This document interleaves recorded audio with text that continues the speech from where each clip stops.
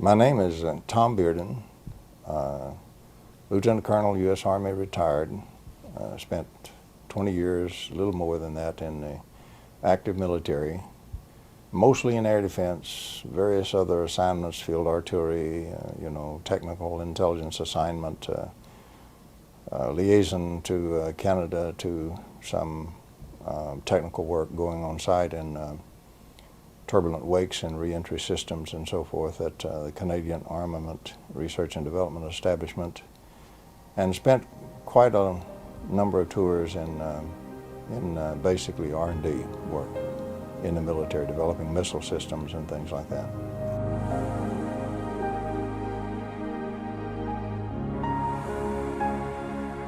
For about 20 years or more, some associates and I have been researching very heavily into trying to extract electromagnetic energy from the vacuum. Now, we did so under somewhat duress because the conventional electrodynamics model does not allow this to happen. In other words, it doesn't allow you to extract excess energy from the vacuum and use that to power your load. So it doesn't allow you to make a self-powering system. So we took the approach that some of the phenomenology we had seen in experiments and so forth convinced us that it was possible, and there didn't seem to be any real physical reason why it couldn't be extracted if we could find the way to do it. But we had the problem of why doesn't the electrodynamics allow it to be done?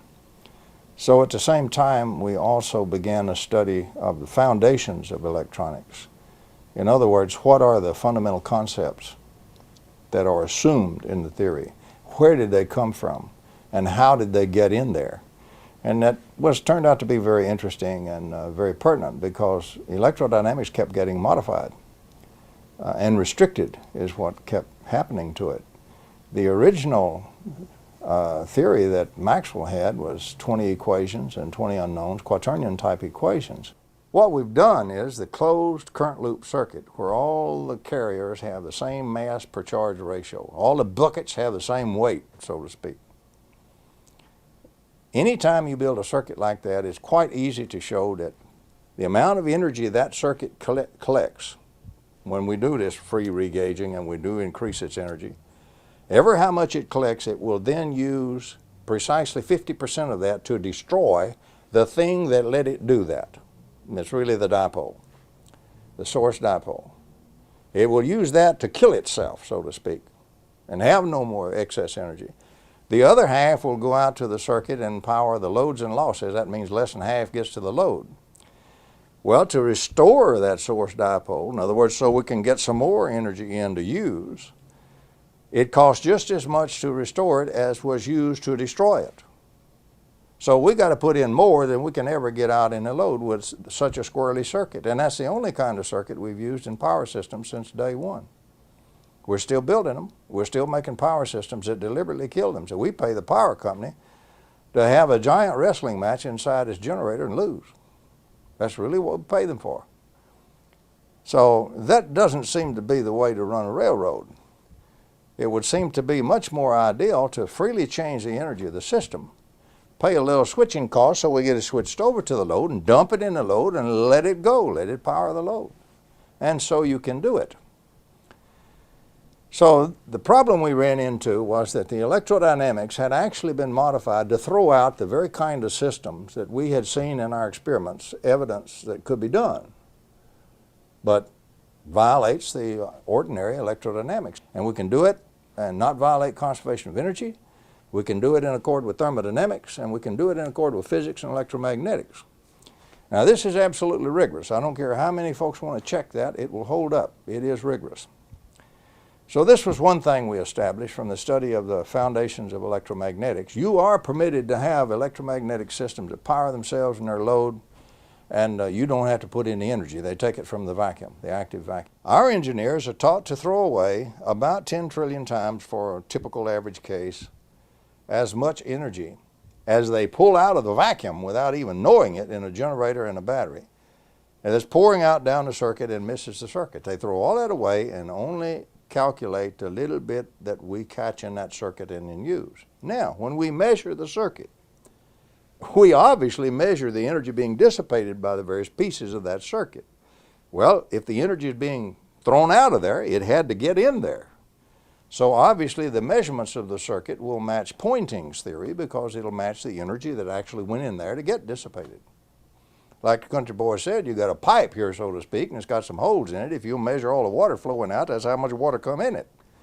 Now your whole river can be around it and missing the pipe, and you won't measure that.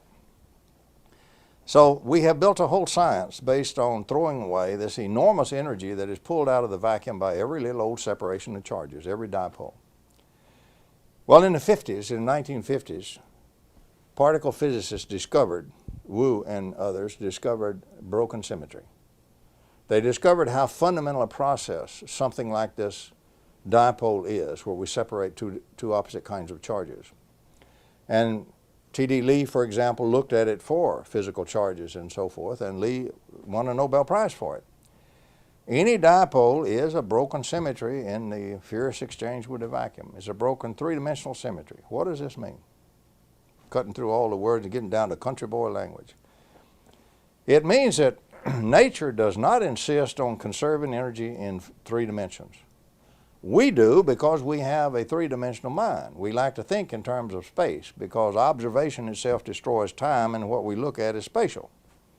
So we like to think the world is made of space, not space-time.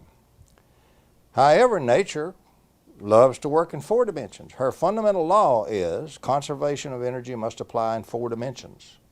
Now, you're not going to beat that one, so never think about that. But there is no law of nature that requires you to come in and say, also it must apply simultaneously in three dimensions. If we build some gadget that makes it apply in three dimensions, we apply an extra constraint on what nature will give us. Turning that around, we go around building things that insist on having this three-dimensional exchange of energy. We got to put it in three dimensions for whatever we get out and lose some in the middle, so we got a terrible situation all the way. It's called entropic engineering. We always got entropy beating us to death. Never go over unity, forget it, lose a lot. We talk about, efficiencies at 30% and so forth for our power systems when we talk about burning the coal and all that stuff. But nature doesn't require you to do that. All you have to do is break a little bit of this three symmetry set of chains where you have tied her feet to the floor. Once you break the flow in three dimensions, you no longer have to conserve energy in three dimensions. The basic conservation of energy is an inflow from four dimensions, outflow in three dimensions. From the fourth dimension converted and flowed out into three. And that one is free. Giant negentropy is free. Nature will start reorganizing a goodly percentage of the whole vacuum for you, spreading at the speed of light, and will continue it as long as you leave the dipole alone. The original charges and dipoles in the original matter of the universe have been putting out energy and reorganizing the vacuum for 15 billion years. Today we're said we can't engineer negentropy when negentropy is the easiest thing in the world to engineer, whereas entropy is the hard way to do it, and that's the way we all do it. The bottom line of this is if we'll initiate the negative entropy and let it go, it's just like you punched a hole in the ground and you got a big gusher of oil. You don't have to furnish the pressure and you don't have to furnish the oil. Here it comes. And it comes out in real oil that you can use. And the common dipole in every electrical circuit pours out energy in that fashion. The problem is not how to get enormous energy from the vacuum. That problem has been totally solved. It was actually solved in 1903 had we understood it. Had we understood what Whittaker wrote. We didn't. But now we do understand it, and we do certify very rigorously with some of the AIS papers that that is for real. The problem now is how do we catch a goodly bit of this energy and use it asymmetrically. You dump it in a load, let it power that load, and not use half of it to go back over and kill the little dipole. So we set about then to build one that wasn't built that way. Have you been successful? Yes, we have been successful. We have just built our second model. The first model produced 5 times out what we put in. We pay for switching costs. We don't put any energy into it to actually power the system. It comes right out of a permanent magnet, which is a dipole. the reason for using a permanent magnet is very simple. You can pass the flux back in a flux channel back through the permanent magnet, and those poles don't get destroyed. They are welded into the material when you magnetize it. That's not like little charges separated in electrical charges. You knock the charges out and destroy the dipole. So we can bypass one of the big problems with a permanent magnet. We don't have to destroy the dipole. That gives us one solution going in. The other is, how do we catch the energy? Well, that turned out to be fairly simple. We found a material which will separate the magnetic field from what's called a magnetic vector potential. The vector potential flows unceasingly from the magnet. It'll flow from now for the next 15 billion years. You can't slow it down. You can't change it as long as that magnet is there. So you have plenty of energy flow. The question is how to use it. So we use it by diversion. We reasoned that this flow will replenish. It's like a river. It's like a humongous river. If we dip some energy out of it, it'll replenish the hole we dipped out of at the speed of light. So for all practical purposes, instantly. So we can dip and dip and dip. We have to pay to switch to do that. But we can keep dipping, and the water fills as fast as we dip it. Then if we come down to another area and we let the water that was replenished still interact with something, and at the same time we dump the water that we dipped in there, we will have more energy by far than what we're paying for dipping. So we looked at it as an energy flow process, which it is, and we found a material which would do part of the dipping for us. It will separate the magnetic field from the magnetic vector potential. Yes, there is a history, a long history of over-unity systems. What has happened to them? For example, Nikola Tesla had one. Basically, his big magnifying transformer that he had on Long Island was such an over-unity system. The way that one apparently worked is he got the entire Earth itself in resonance. The crust of the Earth, as you go down in there, is made of highly nonlinear materials, particularly when you get down to the perovskite or whatever you call that stuff. And it will act in the bulk even, it will interact in a sort of a nonlinear optics fashion. It will do phase conjugation. And so eventually what it does is everything going on is feeding energy into the Earth starts to feed energy into that wave that he created. So he gets a lot more energy in his resonant wave fed from outside, from the environment in the interior of the Earth. And that's the way he built up a humongous wave of energy. His idea was you could then put in a tap on it anywhere else on the world and extract it free. And of course J.P. Morgan's take on that was, that's foolish. You can't put a meter on it. So that actually doomed much of Tesla's career at that point when Morgan found out that Tesla, was going to produce the energy freely. Small cost here at a central location, everybody else could tap it for free. It wouldn't have powered the whole world today. It would have powered much of the world in those days. Tesla also, we're pretty sure, put a system in a car and ran a car on it. And the reason we're pretty sure is his nephew who rode in the car with him is still alive and can describe the incident and how the engine had no gas, no input of power, and would still run once Tesla got it started. And we know it's perfectly possible. Tesla apparently knew how to use this giant negentropy process that's universal everywhere. Energy is free for the taking from the vacuum anywhere you want it.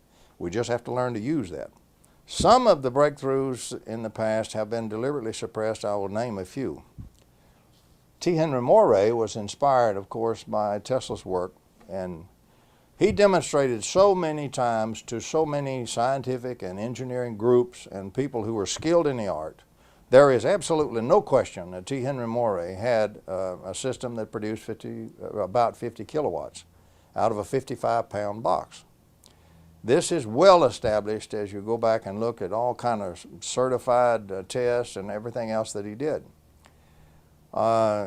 There's all kinds of skullduggery that happened there. I don't think T. Henry Moray ever got a decent chance to ever do anything with that.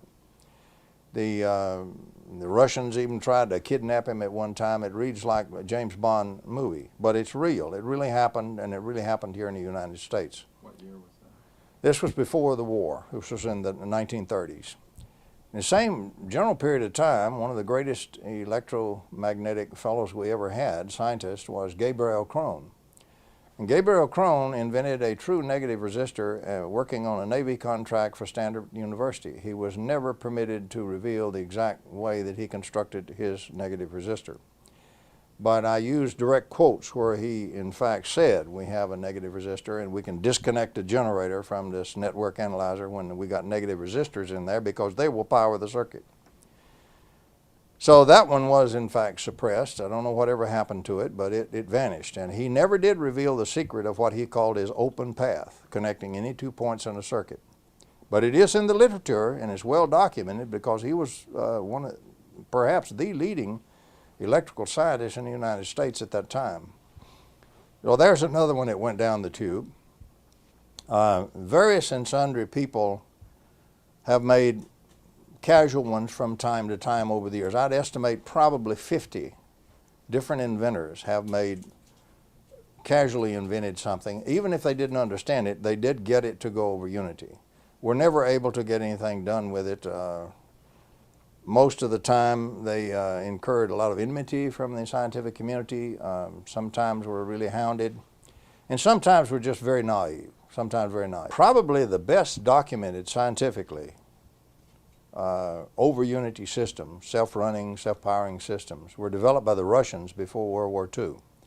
It's in the French scientific literature, and it's also in the Russian scientific literature. The papers are there. I quote them in many of the things that I published. And you can go check the papers. The theory is there. Many papers are published on this in the Russian scientific literature. They built what we call parametric oscillators. They have an oscillator going and they change in the middle, they switch the actual inductance or capacitance or both of the thing so that it becomes a self-oscillation device. And they reached, goodly power for those days of 50 and 100 kilowatt devices. There are many ways of looking at the suppression that's occurred in this area, and certainly I do not wish to talk about it myself, but I've been a victim of quite a bit of suppression. So has any other legitimate researcher in this area. All I can do is give you my ideas and drawn from my own experiences and what I think it is and where I think it's coming from. Today, we don't have so much big kingdoms. Today, we have big economic programs, big economic countries, or basically, we have cartels. We have a whole set of cartels in an area, interlocking corporations, and behind this, we have a few people who are quite wealthy and who own most things. Now, the normal nature of the beast for very powerful empires, let's call that an empire. It's a corporate empire, a set of corporations empire, is basically a cartel. Historically, as far back as you want to go, we have had cartels. Any time we have a very powerful cartel or set of people that control a lot of things, that resists any means of changing its inflow of control and its inflow of funds and money and its power. Everybody's trying to be the big monkey. It's really as simple as that. And so the more powerful the agency, the more powerful the group, the more powerful the cartel, the more they will resort not only to legal means but to extra legal means to suppress their competition. This is openly known today. For example, the greatest espionage in the world is industrial espionage between one corporation and another right here in America. They're the ones that hire all the spies and the spooky equipment and everything like that, by far more than the intel agents do. So that's one thing we have. We have the giant industrial or really economic cartels in energy. And it's not one cartel. So there are many, many groups in energy, and each of those has become very powerful in its own area, and each one does not wish to see simple little electrical taps pulling out enormous energy from the vacuum. They would much rather see you burning a lot more oil and so forth. So yes, in my view, there is a very active suppression effort by those kinds of folks. Part of that goes into very unique areas. They don't do it so much. It's not totally mafia type stuff. It's not like, you just flat get shot. There's some of that. But one of the main ways of suppressing it is they take a deep psychological profile of an individual that they wish to suppress. What it means is they really wish to get him entangled in all kinds of difficulties he can't get out of. Now, a good trait from a human being standpoint may be a very valuable trait to somebody who wishes to manipulate you. For example, suppose you're easy to approach. That's a vulnerability. That's a serious vulnerability. So one's deep psychological profile is examined in great depth by real experts. And any way that you can be gotten to where you're naive, you don't have, who knows international finance? You can be had on a money laundering scheme easily and not even recognize that's what you're in. So any way that you do not have good knowledge, or you do not have ability, or you have a vulnerability, they call them vulnerabilities, then they arrange scenarios just like you would write a movie. In fact, they do it with computers. It's all computerized. And in this scenario, we write a play where this particular vulnerability is going to be exploited in the target. Now, they keep deep psychological profiles on lots of useful fellows. These are people who basically have knee-jerk reactions or something, or they're radical, or they have some kind of way they interact, which, if could be connected with you, would be in the area we wish the interaction to occur, to get you off into something else totally different from what you're doing. So the next thing you know, here, all it takes to set that up may be a phone call and stimulate the interaction to occur. And then the controllers sit back and watch the game go. It's gaming. But it's just like watching a movie scenario. One of these days, we'll probably write a book on gaming and how it's done and what kind of the main games they can use. But I can tell you they're very effective. You can get so many different games from so many different walks of life by so many charming folks who are really oily characters that you would not believe it. And those come at you en masse. And usually they bury you. They bury you off in the courts. They bury you off. They get you tricked into doing an illegal act. How would they do that if you wouldn't violate the law? Real simple. How can you be made to violate the law when you're not a criminal? Simple. Let me give you a for instance. A fellow comes in and he says, you know, we really need to get some real major financing. Every inventor's poor. Everybody's struggling. Nobody's got the money to build all these build-ups, which may cost $10,000, $15,000, $20,000 a piece. So everybody's struggling for money. So he comes in and we're going to raise this. We're going to form a stock company. We're going to do all these good things. Unbeknownst to you, he goes off to the Securities Exchange Commission and several other people, Treasury Department, and he says, hey, I think I have fallen in with a den of thieves. Of course, he's the CEO now, understand? Of course, he's the guy who knows all this stuff. And I'll tell you what I'll do.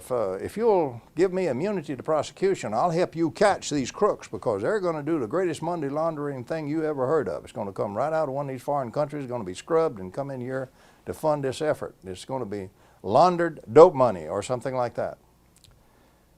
You have no knowledge this is happening. And they jump at the chance. They'll give him the immunity to prosecution. That's their normal modus operandi.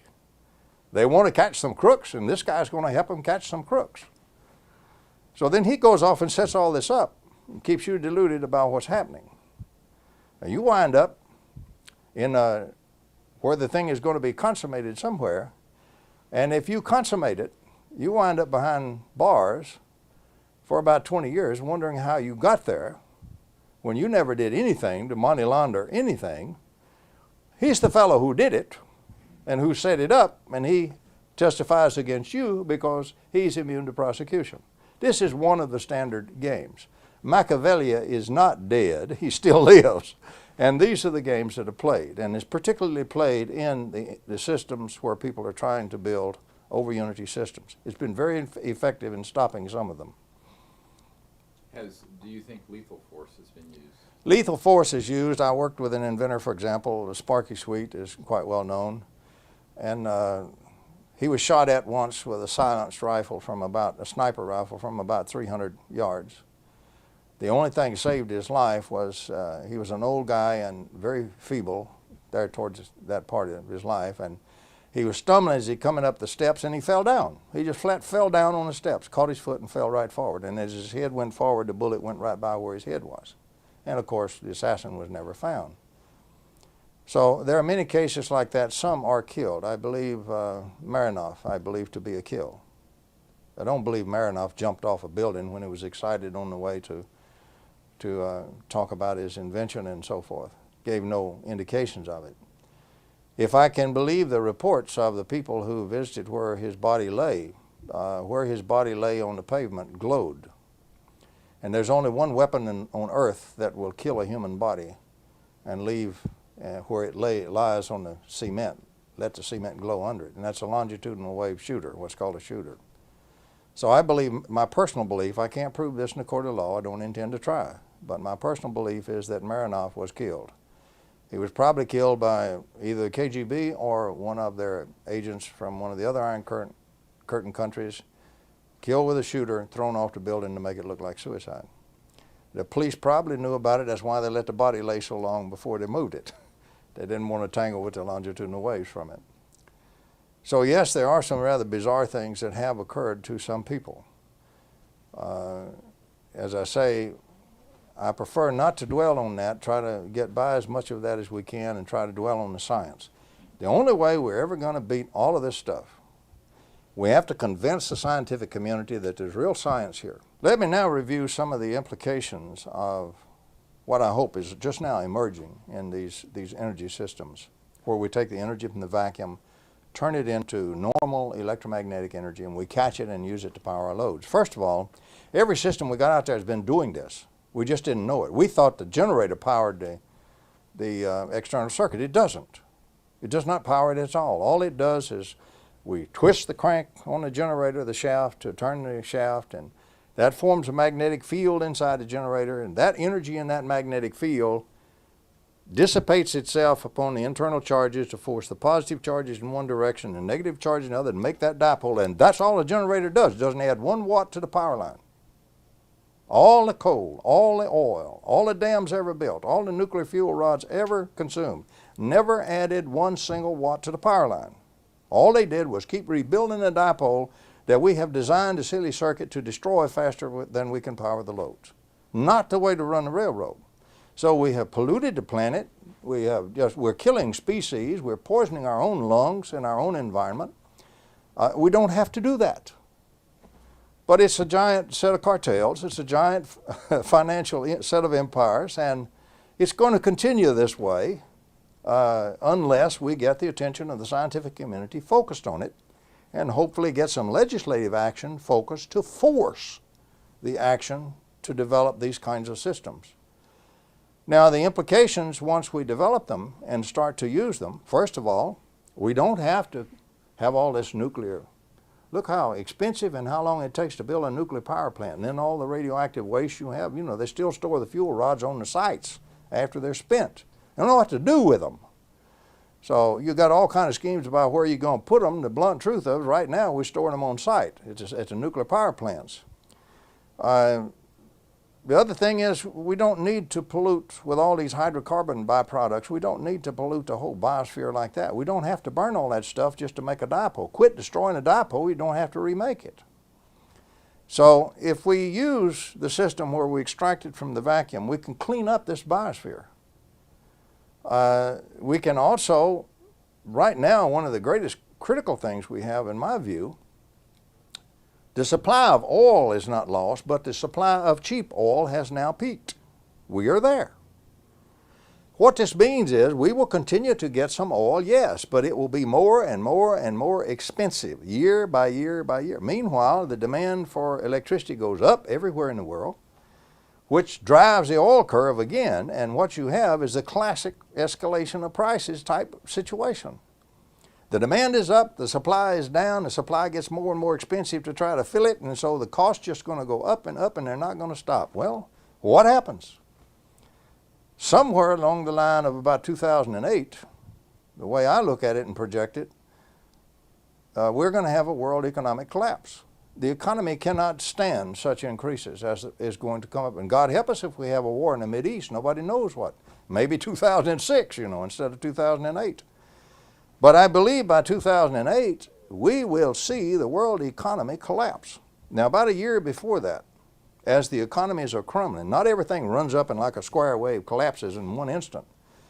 As they start to crumble, and the stress on all these populations and all these leaders and all these nations increases so much, desperate people will do anything Desperate leaders, particularly fanatical leaders, will do anything.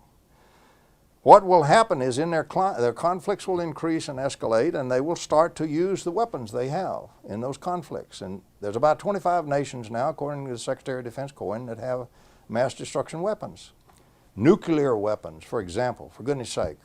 If you don't have nukes, maybe you bought some surreptitious plutonium. Look at what will happen to your water supply in New York City. You put a little plutonium in it. So all kinds of things. People that are the poor nations that can't afford nukes have biological weapons. But about 25, and it's growing all the time, has weapons of mass destruction. Now, by the way, those weapons are already in our large populations.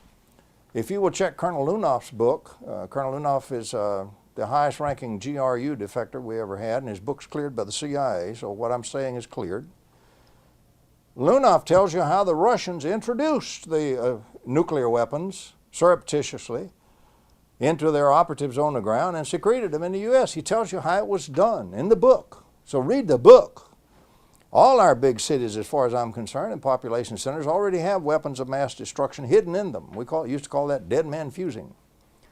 And so all the nations have dead man fused one another one way or another, and all the old studies showed that in a heightened tension, great conflicts and high tension, whenever they start popping the nuclear weapons or the weapons of mass destruction, you have a very formidable thing that happens to you. Nobody has defenses.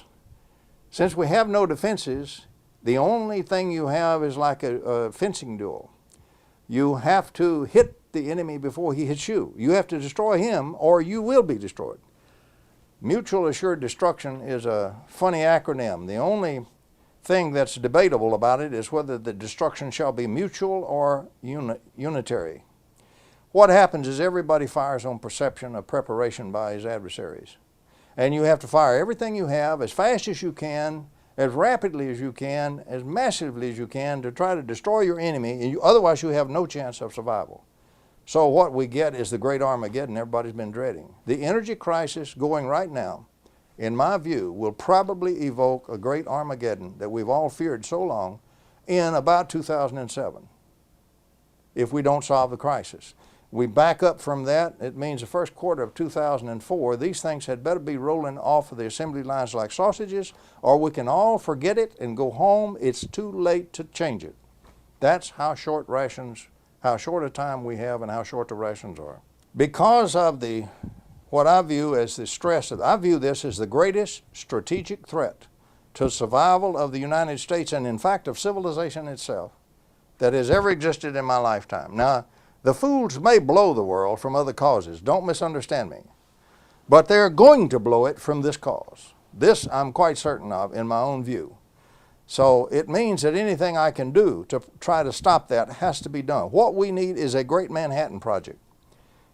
You can do it. This is a doable. We have the principles. We know how to do the giant neg entropy. We have good scientists. We have some sharp young grad students and postdocs. They aren't allowed to work on these kinds of things. For goodness sakes, let's marshal them together like we did in World War II to get the atomic bomb, which we went from zilch, you might say, in 4 years. We had an operational bomb. Let's do the same thing here because survival depends on it. Not only of us, but of civilization. There's even a little evidence, and I don't know really how to put this in perspective. We had one friend, for example, that we worked with very closely who built practical over unity systems. He demonstrated at a conference, for example, an 8 kilowatt system. And then very mysteriously, he and his whole family disappeared. We have found out since, in fact, not long ago, that he's still around, and he's doing very well because he was attired in a very expensive suit and a very nice automobile. But he and his family are okay, even though they disappeared back there. But here was a successful unit that just flat disappeared off the face of the earth. Now, I assume, rightly or wrongly, it has to either be for the great financial empires or it has to be for some kind of black project that somebody needed a power system that would power itself in the load. And they classified it. Whatever it is, I don't know, but whatever it is, the survival of humanity itself and civilization itself is now at stake. And I really believe through the auspices of the U.S. government, regardless of what that kind of program in it anywhere may have, we must bring it forward to save ourselves and save the earth. If we don't, we can keep it secret, or we can keep it in the control group hands, and we shall all go down to oblivion in about 2007. If they don't have a war in the Middle East or something and do it in 2006 or 2005. I'm the co-author of a paper in the literature way back there which reports a successful anti-gravity experiment. I'm not going to do another experiment, not even going to participate in one. Not going to. So, you know, everybody's got a little bit different circumstance, and my circumstance for me to go on living and staying healthy and doing well depends on me avoiding certain areas, and that's one of them. But I can work in energy. I can even work in the medical area. But right now, the medical won't do you any good if we all go down the tube. Exactly. So energy is it. What needs doing immediately deals with the scientific community. If you look at what the scientific community is doing, I'm speaking sadly, but I'm speaking bluntly and truthfully. If you will read the literature, you will find it's almost business as usual. They're not doing anything that has any chance of stopping this problem before the world explodes in our faces. Sure, windmills are good. Burning the oil cleaner is good. All of these things, building a couple of more dams is good if you don't destroy too much of the biosphere, etc., etc. Building some windmills is good. However, that's a spit in the ocean. It doesn't solve the problem. The problem is just exactly like what we had in World War II. We have a problem, it's a doable, it can be solved very quickly because we've got the first half of it already solved, how to get the energy out of the vacuum. So half of it is already done. But we can't get the scientific community to move on it, to turn those young grad students loose and those young postdocs loose. The professor at the university, for goodness sakes, is trapped. He's absolutely trapped. All the universities are greedy. They want the overhead money. He's got to bring in extra money. He's got to get patents. And of course, he's got to get his papers published. So he's caught in a process where he must compete for the packages which are put together and come down for availability to compete for. If he doesn't get those packages and win them, he doesn't fund his grad students, he doesn't get the overhead money, he's going to be lucky if he's working for the grocery store instead of being a physicist. So he's in a mad scramble to try to feel and keep running on a treadmill to meet the conditions that's been laid down on him. And goodness sakes, those packages already prescribe all the research he's going to do and his grad students are going to do. So we've got the whole scientific community working on the wrong problem. And what could the U.S. government do about that? What we can do is do just like we did in alternative medicine, or really like the Manhattan Project. You can order the scientific community to do it whether they wish to do it or not, and hold them accountable from the highest level to the bottom. How much money are we spending in our national laboratories on nuclear stuff? Don't we think at least about 10% of that money ought to be rooted out of there and spent on nothing but this, which might save us while the other stuff takes us down the tube? Of course we should. In fact, it ought to be more than that. The best scientists we have, the best grad students, the best postdocs ought to be turned loose on this problem, and that means funded. And that means that we do not allow scientists to slander and libel people who are trying to do research in this area. Right now they do it wholesale and they do it at will. Now, look at what they call me in print, for goodness sake. But the problem is the scientific community resists change and it's doing business as usual. And my bottom line is, unless the legislative branch, together with the administration, forces them to get on this problem and solve it, they will not only fiddle while Rome burns, they will help burn it. The only alternative you have now, of course, since at this moment as we speak, the government has not moved. The scientific community has not moved. So that is a fact as of this moment I'm speaking. I hope that changes. I'm trying to change it. But right now, that is a fact. And right now it's a fact they're not going to move unless something happens to move them, and neither is the scientific community. So failing that, the only thing left is the private industry.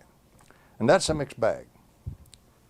First of all, the moment you try to do it in the private industry, then is when you are absolutely vulnerable to all the games. For example, lawsuit alone can hang you to where you will never come out of it for the next 15 years. The lawsuit doesn't have to be justified or anything at all. You can sue anybody for anything if you got enough money to file a suit and want to swear. Simple as that. So the other thing you have is you can trigger anybody from anywhere for all kinds of radicals to come out of there and say, oh, you used a coil of wire, or you used something over here, you used some semiconductor, you stole my invention. And so the next thing, you can be in court for 20 years on that. All of this comes at you. This is part of the delay. This is the groups wanting to stay in power while we all go down the tubes. They operate primarily in the private sector. So you're automatically in that arena where the real lions are after you all the time. You're over there trying to find a legitimate deal. Okay, let's talk about venture capital, sometimes called vulture capital, but if you find a good one, it's not vulture, it's venture. What does a venture capitalist want to do? He wants to buy 30% or 50% of your company, or 51, or maybe 60. He's got the money. Then the next thing he wants to do is he's going to move you and all your guys right out of there, and he's going to put his own management team in there, and he's going to run it with bean counters. If you run this one with bean counters only, you destroy the program before you start. So your only choice then is to avoid venture capitalists like the plague and to try to go for licensing, which means the brunt of doing the research on the front end falls on you and your meager resources, which for working people is whatever you can afford out of your back pocket. But if you don't do that, you're not going to do it anyway. How many have you seen in the past that went to venture capital route that were real? How many of them made it? I can name 3 or 4 that were real. They're not there yet. They're not going to be there. They were buried. So the thing that sets in, you have to do it by licensing. Then you got to get the patent office. The patent office says it's impossible to do an over unity system. The API, the Physics Institute, comes down on you and says it's absolutely against the laws of nature. It isn't. These are people who haven't even studied the problem, and they know classical thermodynamics, but it's against the laws of nature and it violates classical thermodynamics. Of course it violates classical thermo. You can't build one of these by classical thermo. You build it by the other kind of thermodynamics. So the next thing you have is the scientific community is all over. Look what they did to cold fusion. There's real stuff in cold fusion. 600 experiments worked, for goodness sake. So the thing is, you're against the scientific community is against you. Lock, stock, and barrel. And by the way, everything is a distribution curve. Get off of this horse pucky about scientists are always sweet, nice, reasonable people. That is not true. 10% of them are devils. 10% of them are angels, ought to be rewarded at the salt of the earth. But 10% of them have absolutely no ethics, absolutely playing nothing but the big monkey and power game, and absolutely your worst enemy in this area. Glorious opportunity to, in other words, the vultures, or there's a better word for it, the wolves go around looking for the rabbits, and you're the rabbit and they're the wolf. So your next thing you get into is a big wolf-rabbit game with the scientists over on that 10%. So you face all of that. Meanwhile, you've got to go to the patent office. You get to the patent office, what are you looking at? This is impossible. This is perpetual motion. You say, well, the atoms have been doing this for 15 billion years. It's not perpetual motion, but it's just long-lasting. But they call it perpetual motion, and of course there is an unwritten law that anything that's perpetual motion shall not be even proved or looked at. You can't even get a serious consideration in the patent office. I speak as one who has submitted patents in this area. I know what I'm talking about. I've defended a couple of them. So what we have is a situation where the entire structure of science, industry, the organizations of science, and the patent office are already against you. If you can't get a patent, how can you license? So it's a real neat little thing. It's the old chicken and egg situation. If I had the chickens, I could get some eggs. If I had the eggs, I could get some chickens. This situation is designed so you never get chickens and you never get eggs. So the only thing you can do is to try to put your head down and continue with that and do one other thing, communication. Fortunately, we do have the internet. Sure, it's full of a lot of bad information. It's also full of a lot of good information. You just have to discriminate. So the other thing you have to do to have any chance at all is communicate, communicate, communicate, communicate, which we do to the limit that we're legally able to do and not lose our patents. If we can get the government to move, they can cut through all of that by simply issuing the order to do it. And that's what it's going to take.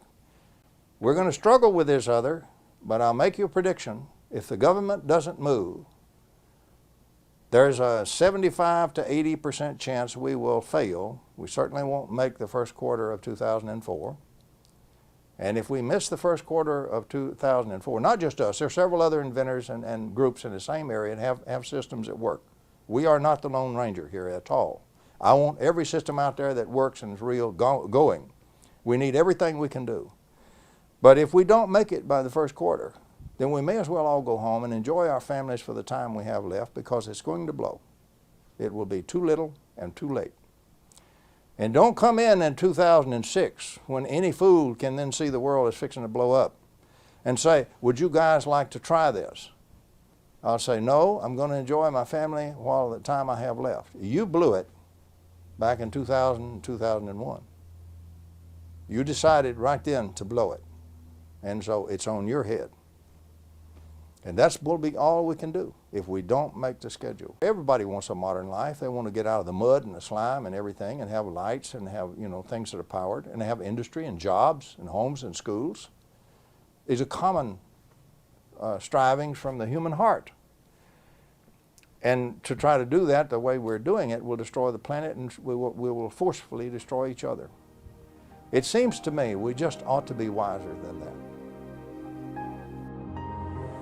Funding from individuals, the funding from governments is necessary to get the ideas out, to get these people that are thinking outside the box, beyond oil, to begin to supply the ideas and to get the scientists working on those ideas to bring out all the problems that we have with these technologies in a timely manner, instead of them sitting on the fringes for long periods of time. Well, there's some things in